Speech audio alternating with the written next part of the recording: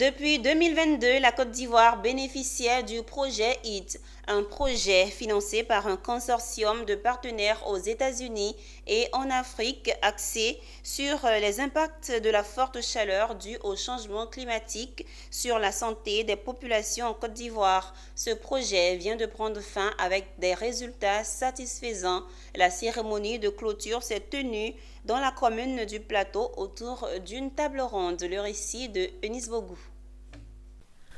Pendant 48 heures, des experts vont plancher sur la problématique de la chaleur dans les villes africaines, en particulier en Côte d'Ivoire. L'Organisation mondiale de la santé (OMS) prévoit que d'ici 2030, les vagues de chaleur feront près de 92 000 morts par an.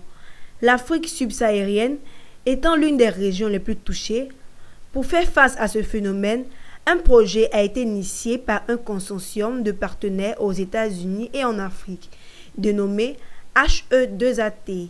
Il a pour objectif, entre autres, d'améliorer la compréhension des interactions complexes entre la chaleur et la santé dans les villes africaines. Les postdocs poursuivent un certain nombre de sujets. Vous les avez écoutés, le chevauchement entre la position de l'air et les températures, la désagrégation des impacts au niveau d'une ville, l'hétérogénéité de la ville. Vous avez écouté les aspects médias sociaux, comment est-ce que ça, les perceptions des gens, le ressenti des gens.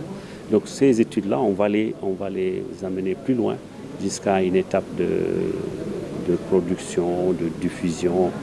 L'implication de l'université, c'est que l'université fait partie du consortium qui a mis en place ce projet.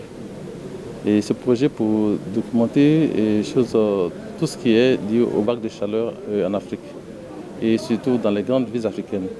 Notons que le projet HE2AT a été initié par un consortium de partenaires aux États-Unis et en Afrique et est financé par le National Institute of Health pour améliorer les compréhensions des interactions complètes entre la chaleur et la santé dans les villes africaines.